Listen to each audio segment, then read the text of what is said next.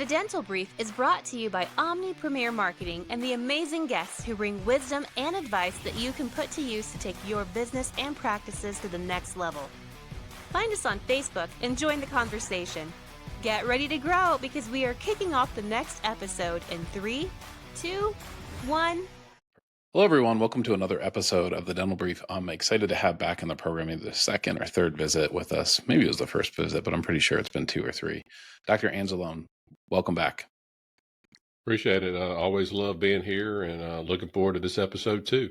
Yep. Always love it when doctors come on, share with other dentists, help other dentists. It's always a treat for us and our listeners.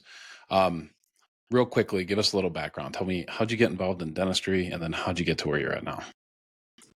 Yeah, I always wanted, as long as I can remember, wanted to do something in the health profession field. And once I started to play baseball and sports and football and that sort of thing, I saw most of my friends' dads that were coaching and were involved were dentists, and the ones that were physicians, they were always working, always on call. And I've got some physician and dentist relatives, and I kind of looked at the lifestyle, and then that really kind of helped me decide on in college to do that. And then once I got out, I worked a little bit in general dentistry, decided to go back, did a little bit of surgery training, went to a residency, periodontal residency, and then away I went. Yep. So you're now known as the debt-free doctor. It's been that way for a little while. Debt-freedr.com is the website our listeners can go check out. I encourage you to do so. So obviously something happened in dentistry in your practice, and that's happening with practices all over the country, that made you decide, hey, I need to do something a little different here, right? I need some more opportunities, some more income, less debt. I want to tell me about that. What transpired that made you start to change the way that you lived your life? Yeah, I think the first part that really threw me for a loop was, when you don't really think too much about debt, I think, when you're in medical and dental school, because in the back of your mind, you're like, okay, I'm going to get out and I'm pretty much going to make a good income. So that shouldn't be that big of a deal. It's not like I'm going $500,000 in debt and getting out and going to go work at Starbucks. I mean, it's a little bit different. But unfortunately, right before I finished my residency, the practice deal that I had negotiated fell through. And literally, this was like just a couple weeks before. We had $300K in student loan debt. We already bought a house, and we had a 2-month-old. And for those listening out there that are dentists, you know that they don't teach us anything about money or running a practice or business or anything in dental school. Right. So I was just like, what am I going to do? I know how to fix teeth, but that's it. So that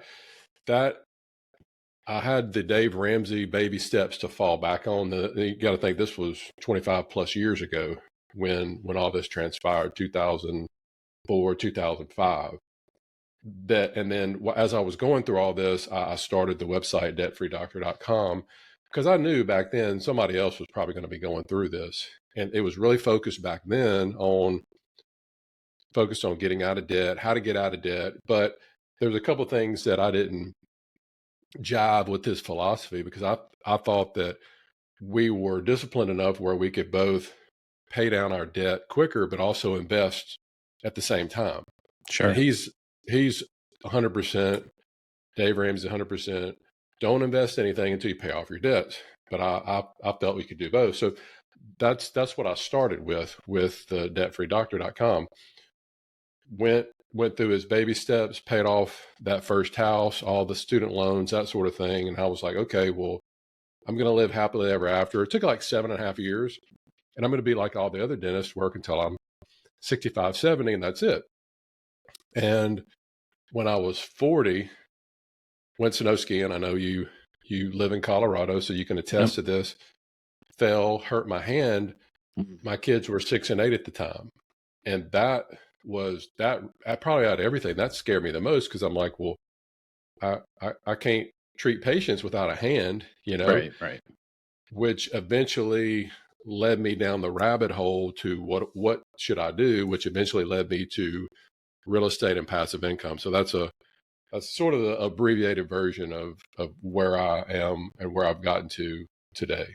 Yeah, so that's awesome. Hey, I want to jump back a little bit. I know we're going to kind of get into some more details in a minute, but you talked about Dave Ramsey and that you shouldn't pay off or you shouldn't invest until you pay off debt. Is that still true today? I mean, I have an interest rate on my house of I think 2.74%.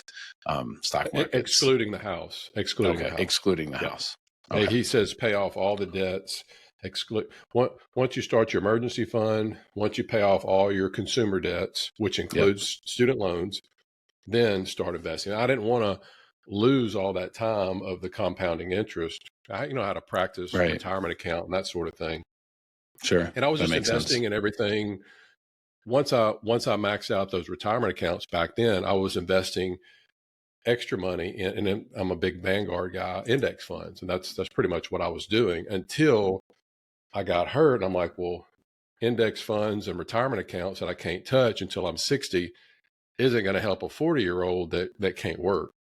Sure. And Yeah, that makes sense. that's when I knew that, it's just crazy that once I started doing that and teaching people what I was learning, how it was affecting other areas of their practice, Yeah. not just people that couldn't work, but people that were burning out, people that wanted to cut back to maybe 2 or 3 days a week. I mean, it just kind of snowballed of when this is the way that I look at it.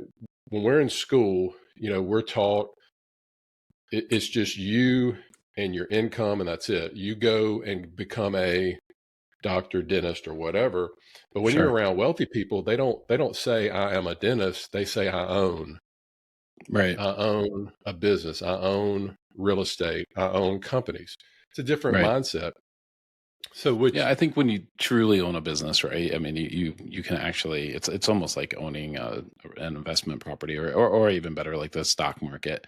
I'm not saying an investment property is a bad thing to invest in. I think there's great ways to do that. But if you own one single unit and you're managing that yourself, I mean, you still have to work. You still have to put in time, effort, lose some freedom in order to gain returns from that investment. So I think if for a lot of people that are the most skilled person in their practice, they're the ones that are doing the work that are bringing in business, that's bringing in revenue. And actually, it's not practices; it's any type of business. It's law firms, it's accounting firms. It doesn't matter what it is. If you actually have to be using your time and your skills to make money, then you still kind of have a job, right? Mhm. Yeah. Yeah, that's correct. Yeah. But here's a way that I'm kind of look at money, and I actually talked to my kids the other night about this, about once you understand how money works, because I asked my kids, said, if you have $100,000, literally $100,000 in cash sitting next to you, we were at church. It's like, we were leaving church. Hey, if it's sitting right here on the pew, is it any good? Is it, and they're like, well, it's just sitting there. It's like, right. It's pretty much useless if it's Right. sitting there next to you. Right. So money has to be in circulation. We have to use it to live, basic necessities, food, clothing, shelter. And we have to, our patients exchange it for us in return for our services. So Sure. again, it has to move. And I can't tell you how many dentists that I connect with on a monthly basis that have, a lot of them have sold their practices to private equity. They're still working. They're like, well, I've got a couple $1,000,000 sitting in a checking account. Right. Right. Yeah. Okay. Doing It's nothing. useless. It's worthless. Right. But in our mind, it's like, I have to keep working, and I have to just, it's that work save mentality. Right. But once you start investing in things that are providing income to you, because right now there's a couple of things that can happen. If and I was telling you before we started recording, I'm getting ready to shut down a couple of weeks for Christmas. Right now, most dentists can't shut down more than a week, Right. especially 2 weeks or 4 weeks if they're a solo practitioner, because the bills keep coming in, payroll and Sure. all that stuff. They got to go back to work. But so if you shut off the practice, the patients aren't paying you. Right. Okay, that's one way that you lose money. The other way that you can lose money is sort of what happened to me. I got hurt. So if you get hurt, injured, if you get sick, and you can't go to work, there's no money. So that's Sure. really the only two ways a dentist can get paid from their patients, but they have to go meet and treat their patients. Right. But once you start investing in cash flowing assets, one or two a year, you look up 10 years later, you have 10 to 20 streams of income. And it's kind of like, well, dang, I can take off a month if I want to, or I can cut back a few Right. days a week, Right. and that's the kind of thing that I'm trying to teach people, that it's possible, because I do it and I'm teaching other people to do it if you want to do it. And that's the Right. whole reason now, but behind the debtfreedoctor.com Yep. educational website and YouTube channel. Yeah, I think right now we have a period of time where less and less people are motivated by materialistic things. So making money is actually not as important to people as it was, but at the same time people are more and more attracted to freedom, right? People love travel. I think you brought that up a couple of times, and people absolutely love being able to take time away and what have you. One thing that I've noticed that's kind of changed is I remember back in the day, like just back in the day, 5, 10 years ago, and investors would always tell me, financial planners, like, just set it and forget it. Like, just buy whatever you're buying, whatever we recommend. Don't pay any Hmm. attention to it. Don't sell it. Just keep it. And I actually believe in that. Like, I actually, when I buy in the market, I actually just set a daily buy on the stuff that I buy, and I'm buying every single day, whether that goes up or down. But one thing that's happened with being able to look at and have apps is I do now look at Monday through Friday, the market, and I look at how much money I made or lost. Last 4 years, 5 years, it's been mostly made. Last 3 years, anyways, it's been mostly made. And I look at that amount and I go, wow, this is how much I'm making from this fake job that I have, right? I almost look at it like, hey, it's a fake job. And what it's really motivated me to do is to keep increasing that daily amount that I'm investing, because I can see, hey, this is how much I'm making. I'm getting paid as much from this as I am from, my 9 to 5, if you will, or, for a lot of us, our 7 to 10s. So I think that's a pretty amazing thing. So tell me, what do you do now? I know right on your website, it's investing in real estate. So you're helping people get debt free. And then the mechanism that you're using to help people get freedom is real estate investing. Is that accurate? Yeah, that's correct. But the main thing I want people to do is just think. I want them to start thinking differently about money. I mean, one of the as you probably know, one of the top selling books, I have it over here, top selling books of all time, is called Think and Grow Rich, written in the Sure. Yeah. 30s. It's not called How to Grow Rich or What to Invest in to Grow Rich. It's called Think and Grow Rich. So I want people to think about their situation and think about how they're making money. And if they want to do something differently, then, I have some different ideas to help. But I can be in a room, I can go speak at a conference, 100 people there. I can talk about all this stuff. And I'll even say it in the conference. I'll say, unfortunately, there's only going to be probably 2, maybe 3 people out of 100 that are actually going to take action and do what I say. That's right. That's just how it is. That's why Right. there's the Yeah. 1%ers, Yeah. And unfortunately, that's how it is. Our brains are wired to avoid change. We don't like to change. And if you're in index investing, like you like to do, like I used to do a lot, that's great. But my thing is, what happens if you can't do that and you can't go to work, or you don't want to go to work anymore? What are you going to do? Do you have the income streams coming in? If you have enough coming in from the market, great. Dividend paying stock, that's great. But as long as you have something to balance that out, that's the main thing I'm trying to educate people on. Sure. That makes sense. And I think that makes a lot of sense, right? And I think you definitely don't want to have all your eggs in one basket, right?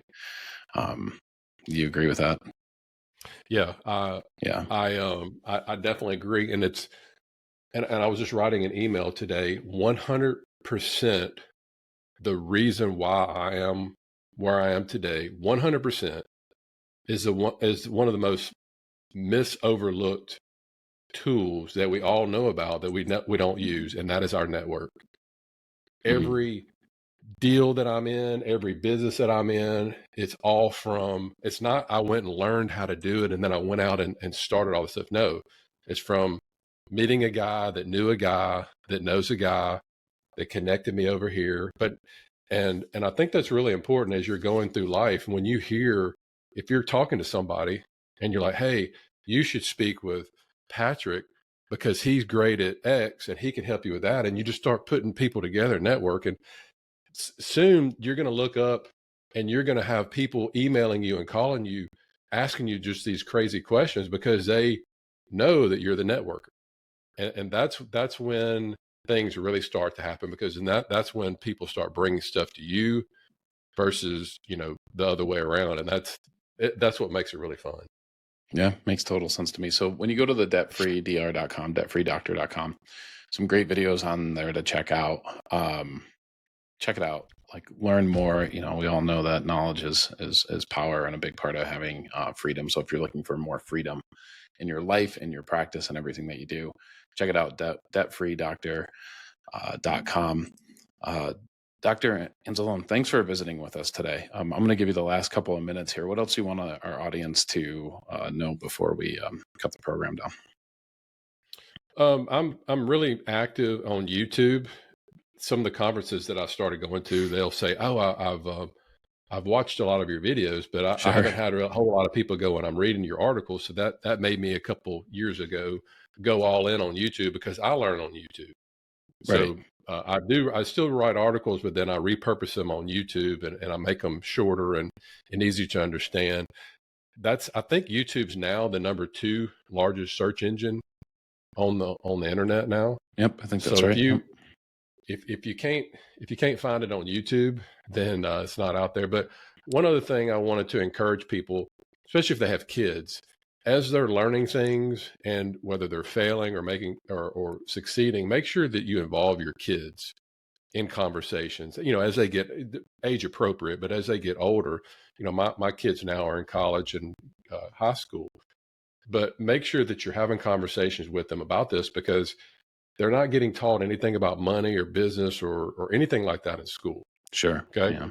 So that's one other thing I'd recommend doing. Yep. Makes sense.